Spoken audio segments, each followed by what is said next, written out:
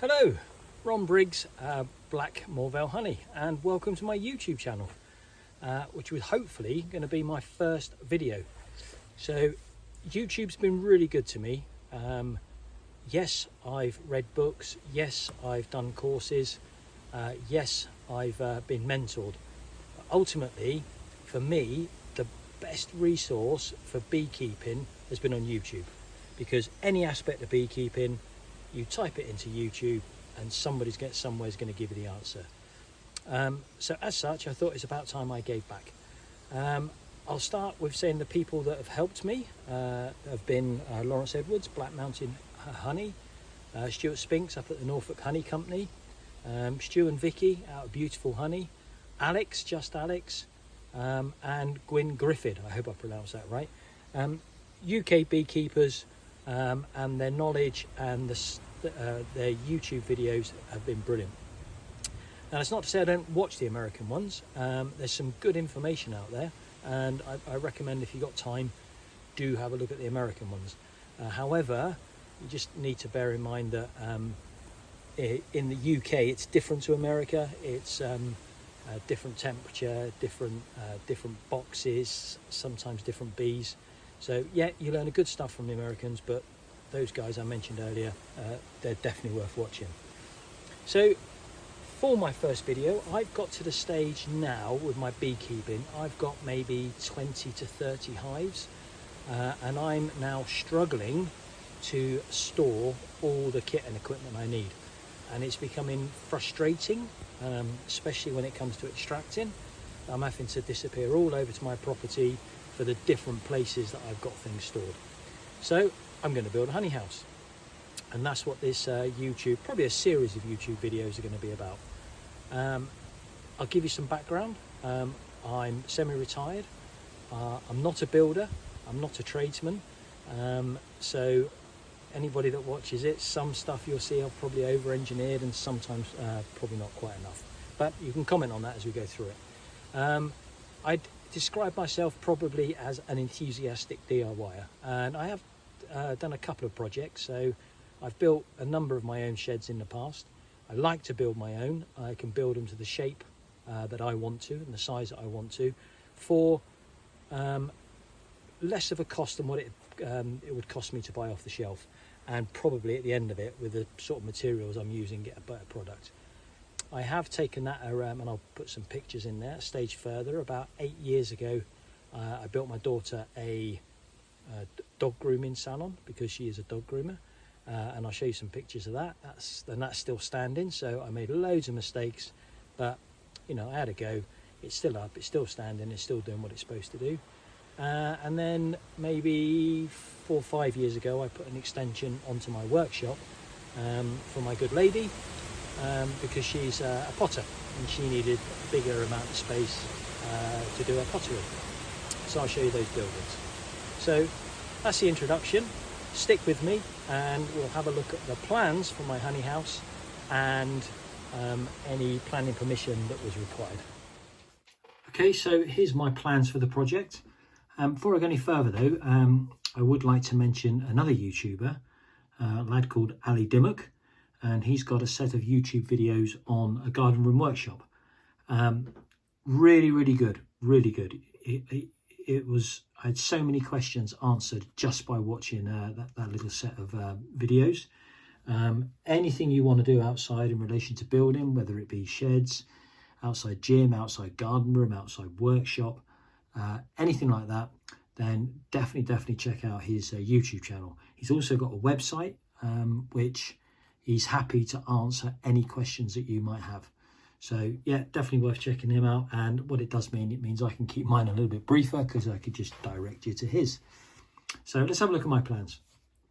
So this area here, first of all, is just going to be a concrete pad.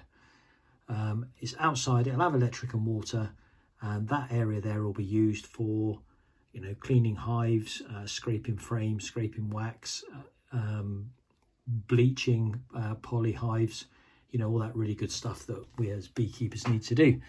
Might, and probably will, have a covered roof on it, be open on 3 sides, but a roof so I can work out there all year long if I need to. Then you'll enter the actual building through this door. That'll be into my wife's pottery drying room, and that'll just be shelves. The building's 4.01 meters this way, and that particular part of the building is 1.80 meters. Then through the next door into the actual honey house. Honey house will be 3.98 meters, and then round the outside into the potting shed. And the potting shed will be 1.48 meters, and all that will be a workbench, loads of windows, and shelving at the rear of it. So how does that then fare to planning permission? Well, I was actually quite fortunate. I do not need planning permission. So this is correct as of June the 30th, 2024. So obviously at some time in the future, if you're doing your own project, then make sure you check that it's not changed.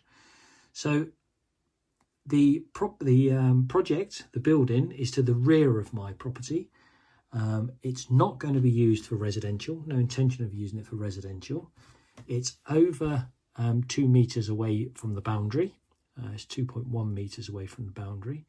The overall square footage of the actual building is less than 30 square meters, because remember, it's not this, it's just the rest of it. So that's 7.26 meters by 4.01 meters is 29.11 meters squared. Deliberately left it a little bit under so that I've got a bit of wiggle room should I need to move a batten or the project requires me to go a little bit bigger for whatever reason. I'm allowed 2.5 meters to eaves height, and my eaves height is going to be 2.4 meters, and I'm going to have a total height of around 3.4 meters, and I'm allowed to have 4 meters. So I don't breach any of those guidelines or rules for planning permission, so therefore it's not needed for me. But do check the local authority websites, your local council websites for your buildings to see if you do need planning permission for yours. So that's the plans. The base is already in place, and let's go and have a look at that now. You can see where in relation to the my building it is, my property it is, and you can see where we're at. Hello. So we've had a bit of a problem, and it's on the first video. So let me tell you where we're at. So I've made loads of content, which I'm hoping you're going to enjoy, but I hadn't as yet published anything. And I think that's for a couple of reasons. One, it's a busy time of the year for me. I work autumn, winter, and I'm fortunate enough, I'm semi-retired, I have the rest of the year off. So it's been really, really busy. As you're aware, the bee season seems to be getting later and later, so we've been busy with the bees as well as building the honey house. And I think another reason that I've probably not published any videos yet is I'm not really up on all the technical side of things. So hopefully that will come with time, but all you're going to get, certainly in the first couple of videos, if they go well, it's going to be a bit more Blair Witch Project. You know, it's going to be me, the camera, and I'm hoping what I'd like is for you to get the content as opposed to the full polished product that you might get with some of the other YouTubers. And then finally, I think the other reason is having chatted to a few YouTubers and seen it, you're putting yourself out there, aren't you? And you're putting yourself up for ridicule. You're putting yourself up to the trolls. And did I really want to do that? So obviously I had every intention of doing it, but when it actually came to posting, I suppose I got cold feet, stage fright, if you like. But some of my students have been fantastic. They've been telling me, yeah, they'd really get something out of it. They'd really enjoy that if I could do it. I've chatted to a number of YouTubers to see how they deal with things, so I decided to go ahead. So last night I sat down ready to publish the first video, which is what you're getting at the moment. However, to my horror, I realized I'd lost a lot of content at the beginning. So I think I've lost about 6 or 7 videos, which is a real shame, because on the first video, so you're not actually going to get to see the way I'm going to be doing things. So I nearly gave up. And then I think what happened was I got a new phone around about the time that I lost these videos, and I think I went through the old one, deleted a load of things, and I've probably deleted the wrong videos. But everything from that point is still there. So we are going to carry on. What it means is that you missed the end of what this video was going to be, me talking about the base. You missed the next part, which is the concrete in the walls. You missed actually putting the base in, and then you missed the introduction of where we start framing the walls. So all I can do is talk you through that, what we've actually done. If you've got questions, by all means ask, although I would probably say a picture paints 1,000 words, which is the whole point of YouTube. So probably best if you go onto the YouTube channel and research those things individually. But I'm quite happy to show you what I've done so far up to a point, and then we'll be able to carry on from where we left off. So let's show you what we've been up to. So yeah, you're way ahead of the curve now. You're starting to see what it's going to look like in a couple of months' time. But unfortunately, what you can't see is the base that I got someone in to do. Now, I've done bases before. They are back-breaking work, and that would have taken me a good few weeks, if not months, to actually get it all finished. So in the end, I bit the bullet and I paid someone to come in to do it. So I had a guy around, in fact, I'll wander you over and show you. Said it's going to be like Blair Witch. Guy around on recommendation who did my at the side of my house and he put all these slabs down. So the levels on this are a bit dirty now, but the levels on this are absolutely rubbish. And whilst I have laid the odd patio, to do something like this would have been an absolute nightmare for me. So I got the guy in, Lee McConnell his name is. He came in and did this for me, and on the back of this I thought, right, I'm going to get him in to do the base, which is exactly what I did. So he rocked up with his mate. It took them 4 days, and they put that base in for the whole thing, which was 10 meters by 4.2 meters. And unfortunately, all the grass has grown up, so you can't actually see too much of the base, which is a real shame, because he did a really good job. It's lovely and flat with just a ever so slight canter off to the front to allow water to run off. It had rained on it a number of times and no water stayed on it at all, which was brilliant. So you can see he'd done from here, from this point all the way down. And if you're around North Dorset, he's based in North Dorset, that's the guy's details. Lee McConnell, ex-military man, really nice guy, really helpful. Yeah, I thoroughly recommend him any day of the week. So he'd put the base in, and whilst I knew the levels are going to be out, I watched around it, I didn't realise just how much they were going to be out. So if you can see at the back there, if I kind of get down to ground level, you can see that the back in this corner is really, really high, and then on the front corner over there, it was above the ground.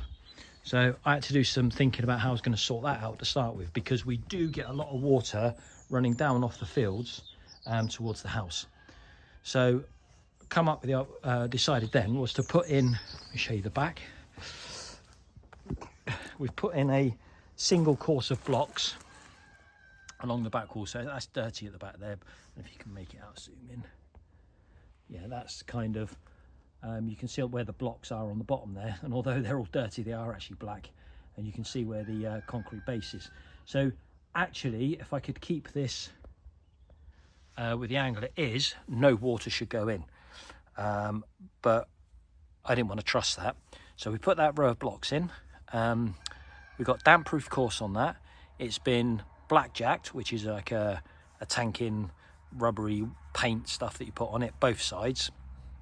And when I get round to it, one of the later projects will be to dig the soil back down again, because some of it's washed in, and put some drainage in there, which will run off to an existing soakaway. So we put the walls in. You missed that. So we've got the actual back of the honey house is actually on top of that first row of blocks. Then we put this next row of blocks in, where the ground actually rises up into that corner. So there's another row of blocks in all the way around to there. And there's just one missing there because it's there. There's the block that's got to be filled in there eventually, to bring the heights up. And then also all around the side of the existing building was just gravel with timber holding it in place, you know, sleepers, a little bit like this over the back here, which have long since rotted. So I thought, well, if I've got to do that, let's bite the bullet. Let's take the opportunity and also concrete this as well. Get some steps in there. This is our wood store in here, and Mum and Dad live next door. Dad's in his 80s. It's about time I sorted out something a bit more better here to stop them tripping up or slipping. So we've put that in.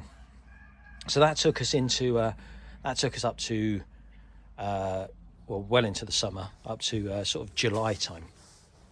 So once that was done, the next thing I had to do was get the base in. So I've made the base out of 6x2 timbers, so that's 150 millimeters by 50 millimeters, sawn and treated. So we made the whole base out of that.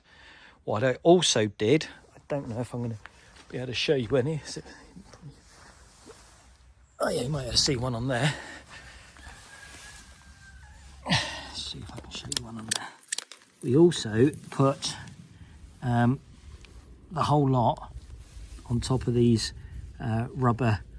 heavy rubber squares. And there's about 300 of those on the floor. So what that does, that just keeps the whole lot off the ground by 20 mil. That achieves two purposes. One, it's if any water does manage to get in there, there is that ever so slight gradient that way. It means it's got the opportunity to wash out. It means the timbers, if you get water in there, are not going to be sat on the concrete and sat in water. And it also means it allows an airflow to flow underneath it to, obviously, should we get any condensation or damp problems. So that was the purpose for that.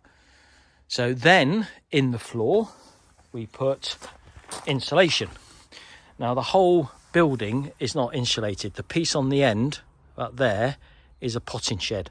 And that was never designed to have any insulation at all. So nothing in the base. But from there, all the way along, we've got 100 mil, 4 inches of PIR board, Celotex type insulation in the bottom there. Now, as I just said, the timbers were 6x2 and the insulation's 4 inch.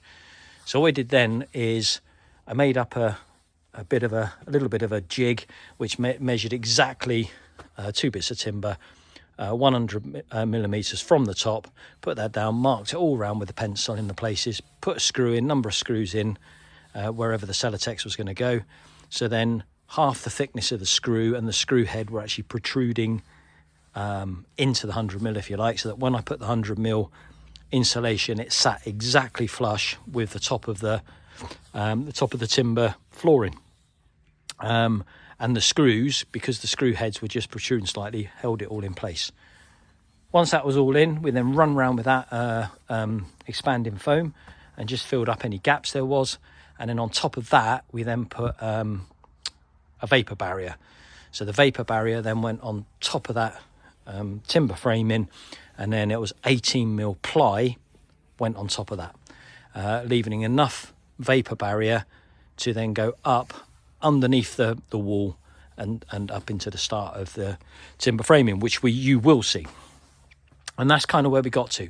So that was kind of the next video. We got to that stage, we finished that one, and then the only other thing that's missing is the introduction to when we started doing the framing, but not too much there other than to say that's where we got on to. So real shame that we missed all that lot. You didn't get to see much of that, but I think when you see me doing the framing, that isn't a lot different to what I did for the framing of the floor. And you can by all means ask me questions or Picture Paint Styles and Words, some really good YouTube content in there. So that concludes that video. Hopefully you got something out of it. I'm sure you would the first part of it when we're talking about planning, permission and all the rest of it. Unfortunately, it is what it is. Can't do anything about it, so hopefully we'll move forward from here. Please hang around and have a look at the next video, because that will give you some idea of what the content's going to be like for the rest of the build. And then if it's not for you, then you can move on and watch something else. So thanks very much for watching, and we'll see you on the next one.